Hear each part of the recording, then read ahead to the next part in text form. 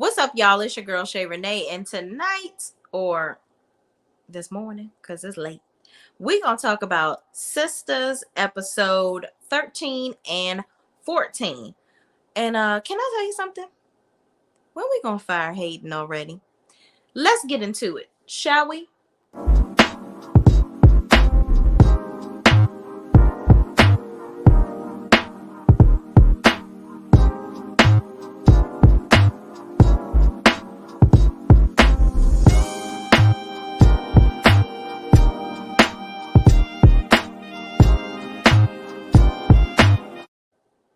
So y'all, I really confession, I meant to just record this and set it as a premiere, but I must have hit the live button by accident. So here we are. So if you join me, let's chat about it.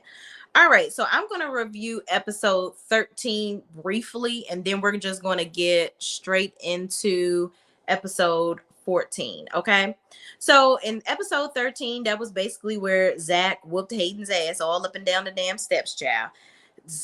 He ends up going to jail, and then Karen is all upset because she finds out that pretty much, hey, Jessica with the K, what's going on? You must be in California, sis, because why are you up this late with me? But I'm so glad you are here. Thank you for joining me. So Karen is treating Aaron like crap as usual. She talks to Andy and talks about how she just wants to make sure that she doesn't want Aaron to be the baby daddy, blah, blah, blah. Cry me a river, woo, woo, woo. Okay. Preston goes to Danny's house to get his stuff. He wants to have a conversation with her. Sabrina breaks it up by coming over there. So they don't have a conversation. Calvin, Maurice, and Q finish up dinner, and Calvin decides to invite Q to live with them and says he can sleep on the couch. And I'm like, how the hell you gonna be inviting some damn body to sleep at somebody's house? And you are a guest your damn self. Like literally, Maurice can throw both y'all asses out. Okay. So then, in the end of the episode, Aaron goes to Karen's house, brings her some ice cream, and she proceeds to tell him that she doesn't feel like she knows him enough and she really wants the baby to be Zach's. Okay. And scene. So now we are in Sisters season 4, episode 13. Okay. So in this episode, they pretty much verify that Sabrina definitely is with a prince. Prince of whatever, not Zamunda, but somewhere else made up that Tyler Perry done thought up in his damn head. So the ladies take a picture with her and talk about how beautiful she is and whatnot. So now Sabrina is like, what in the hell have I stumbled upon? She don't even know how to be happy about the situation. But I'm like, sis, you have struck gold. Get rid of Calvin's weird ass, okay? Move on, sis. So of course, Danny is over here like, girl, I know you fucking lying. You better get with the program with this man. He has money. He got money. You better get over here and get with him. So then in the next scene, so she also tells her not to tell the girls because she doesn't want the girls to know yet. She wants to figure everything out with him and then move on. Hold on, what my girl Jessica saying? Jessica with a K. No, unfortunately not Cali. I'm in Florida, just up late hanging out with you. Hope you're having a good night.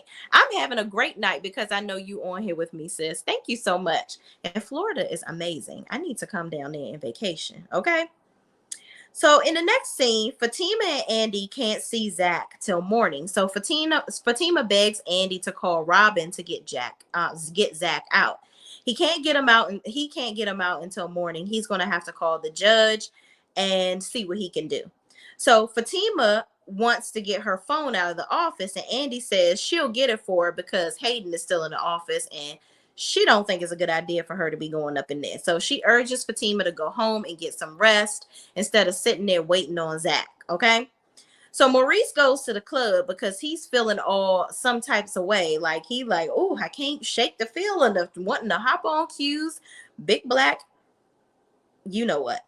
So he goes out to have some fun. He gets to the club and Calvin is there. And mind you, he's there on gay night. So Calvin, listen, you are not defending yourself. Now, mind you, it's a free country and we're all free-willed. You can do whatever you want. Just because he's in the gay club, does that mean that he's gay? Absolutely not. But why do you choose to only go on that night? I'm about sick of the confusion that is Calvin. Okay. You talk about this is the reason why Sabrina is confused about being with you, but yet you keep on doing little dumb ditty shit like this. Like this is anyway, moving on. So Calvin is going back and forth with Maurice with some childish banter. They're telling Maurice's friend about how Calvin invited Q to live with them and he ain't asked his permission. And the friend is like, I forgot the damn bartender at the place's name, child, so forgive me.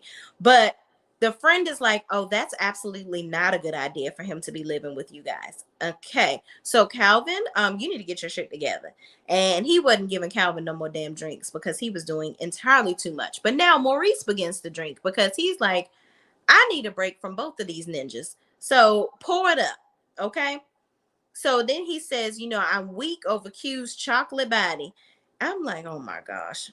I need them to develop Maurice's character a lot better than this because he deserves more than some bum sleeping on his couch that's pretty much trying to rob him blind. Okay.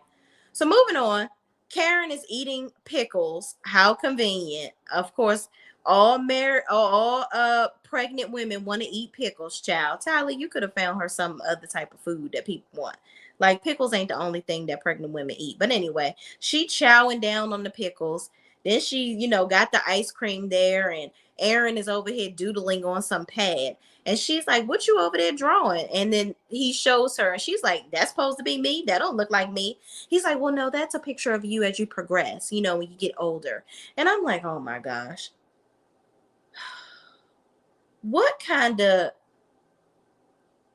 I don't even know. What kind of light bright is he using to draw this picture? Like, whatever. Anyway, the picture is full of words of some speech that he drew together in her image, saying all this stuff about how much he loves her and the baby and how he gonna be there for them and all this. So Karen gets overwhelmingly emotional, starts crying as he expresses himself, and then she's like, oh, make love to me. Girl, really? I can't with Karen. It's too much. The emotions, first of all, you ain't but 5 minutes pregnant. You ain't that damn emotional, sis. I've been pregnant and I was just as cool as a cucumber. But everybody different, I guess. So she having cravings already. I ain't had no cravings in the first couple of weeks, child. Your body don't even know that you pregnant yet. Girl, get on. But anyway, Fuego goes to Andy's house to check out for the video bugs and whatnot. And she says, she's looking at him. She's like, wow, I'm really impressed. Like, you really have tools. I'm like, well, bitch, what the fuck you thought he was going to bring over here? If he ain't bring shit in here, then what would you be paying him to do? Exactly. So then he's like, he talked about Danny and, how she hasn't been returning his calls and whatnot. And she's like, well, he's like, oh, well, does she have a problem with my profession? And then Andy was like, yeah, she pretty much does, but she's pretty straightforward with how she reacts to people. And I'm like, girl, okay. So then Danny and Sabrina come in and, they start talking about the situation with Karen. So they're actually shocked to see Fuego in there. And Sabrina's like, oh, so I see you're going to still keep this condo to Andy. And Andy was like, or penthouse, excuse me. Let me not ever mistake a condo for a penthouse, child. So Andy is like, yep, I'm definitely going to keep it. Definitely keeping this. And so then Danny is inquiring about why the heck Fuego is there. So of course now Andy tells them, yeah, he's checking for bugs and everything in here because I want to make sure that Gary ain't up in here spying on my ass. Okay. So then Sabrina says that she stopped by Karen's hair salon and Pam told her that Karen wasn't there all day and that the last time she saw her, she left out with Aaron and she didn't come back. So Sabrina says, what if she went to the doctor today? And Danny was like, we need to pop up on her ass because she been tripping. She's talking about she wants Zach back and she is going to stop at nothing to get him back. And Andy is like, well, she can that because he's very much so not leaving Fatima. They're very much so in love and crazy in love at that. So that's not happening. And she said, you know what? We should pull up on her. And she ain't even called me all day. I'm like, Andy, I know you fucking lying because Karen came to your office to tell you that she went to the doctor and that she doesn't know who the baby daddy is. Tyler, did you forget that Andy already knew? Or is Andy just pretending like she don't know? It's giving confusion. I don't understand what's going on. Okay. So they all band together and saying that they're going to go over to Karen's house to see what the heck is going on, because she ain't here at the house and she ain't responding to nobody. So they going to check on sis. So she goes in the back to call Robin and says, hey, I can't come over tonight. But you know what? You can come on over here. I'll let the doorman let you up. And he's like, okay, bet, I'm in. So then back at the office, Robin goes in Hayden's office to talk to him, and Hayden ends up spilling his guts about the Fatima situation, and acting like Fatima was crazy over him, and that's how all this happened with the fighting and carrying on, with Zach coming up there whooping his ass up all up and down the damn steps and round the mulberry bush. Okay. So then he says, she's so crazy. That's why I only date white girls now. I'm like, Hayden, with your purse lips, every time I see him, he doing this. I'm like, I don't know who wants your ass. Like, seriously. Okay. So then Robin proceeds to say, oh, well, are you sure that's how it happened? Because they said something about, you harassing her boyfriend. And he was like, man, who's listening to these people? Like, her boyfriend's an ex-con. That's what she moved on to. But, I ain't checking for her no more because, she's just crazy over me. I'm like, hey, ain't nobody crazy over you. You over here getting black eyes and doing the damn most for somebody that ain't never going to let you smell the pussy. Okay? I don't understand. I don't understand all of this foolishness that this man is willing to go through over this lady. Leave her alone.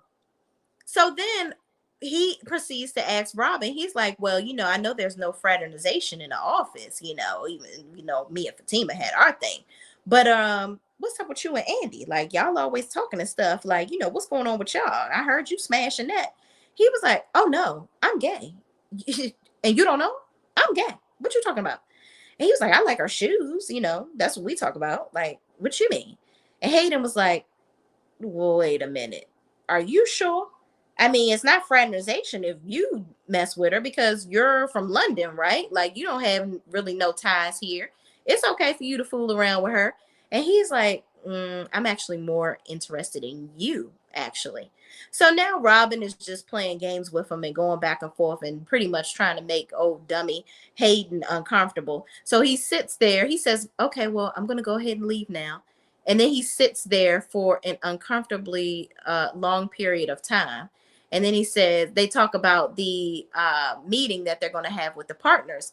And Hayden's like, yeah, I wonder what that's all about. First of all, Hayden, you know what it's about. You called a meeting of the partners because you wanted to have Fatima fired. And then Robin pretends like he doesn't know what it's about. He's like, oh, I don't know what it's about, but I'm going to sit in on it. And then he eventually leaves Hayden's office. I'm like, what the hell is going on here? So then Fatima and Zach are talking on the phone because Zach finally gets to call her from jail, and she apologizes for getting him all in the mix. She's like, I should have never went over to Hayden's house and did all of this. And Zach is like, hold on, don't apologize, because first of all, you always have my back, so I'm definitely always going to have your back. This is what we do. Like, you always down for me. You always ride for me. I love you. Like, this is what it is. We down for the get down with each other. We tight like butt cheeks. Okay, so don't even worry about it. I got your back. You got my back, and that's that on that. So then he's like, so what you doing? You cooking? Like, what's going on? You probably need to get some rest. And she's like, I'm probably just gonna lay it down. He was like, well, pretend like, act like I'm there, tell me something good. So she tells him about this imaginary meal that she done cooked for him. And so they have a little moment, and then the phone is about to click off. So he got to get off the phone. In the last scene, which, let me tell y'all something. Tyler, I don't like this story. Let's just say that. I don't like how you're not really developing Maurice properly. Like, I feel like you're continuing to fuck Maurice over. Like, this shit is not even realistic. Nobody would ever, ever, ever let somebody live in their house that held them at gunpoint and had them about to rob a damn, help, looking like an accessory robbing their banks, the job, like at the bank. Nobody's doing that. No one would even let him give their address or anything.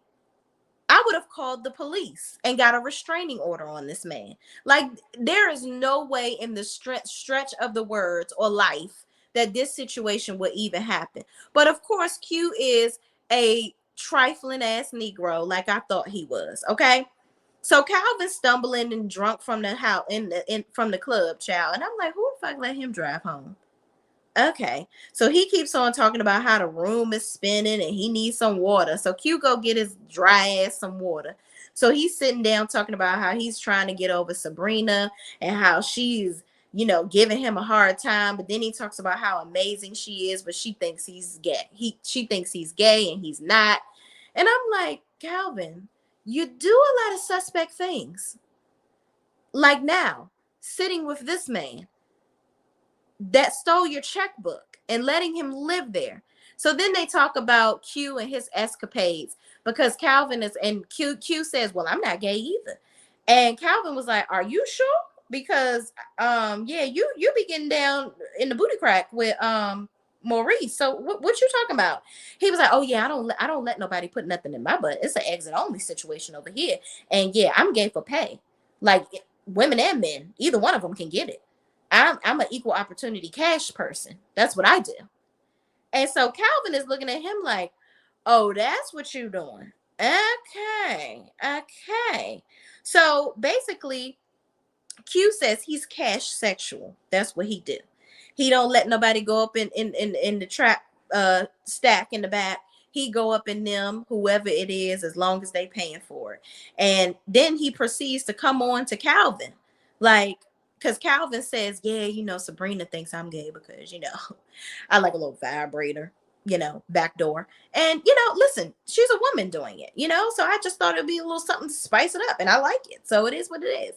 And Q was like, so that's what you like. So is there anything that I can provide you? And Calvin is looking at him like, I know you fucking lying. What in the hell? I know I'm drunk, but god dang, what the hell is going? What am I getting myself into that I don't know that I'm getting myself into? So Q is like, are you sure? Like, I can tuck you in, like, give you a little rub and tug. I mean, what say you? Calvin is like, unfucking believable. I don't understand why at that point Calvin didn't say drunk or not. Get the hell out of here. Like, seriously. I can't wait to tell Maurice how trifling your behind is. Like, seriously. You really just in here trying to get over. And so Calvin is like, are you shitting me? And then it ends. Like, he's looking confused. Like, he don't know what the hell just happened. But then it gives like an illusion in the previews that Maurice comes home and I guess he gonna see Calvin and what's his face doing something. But it's probably not even gonna be like that.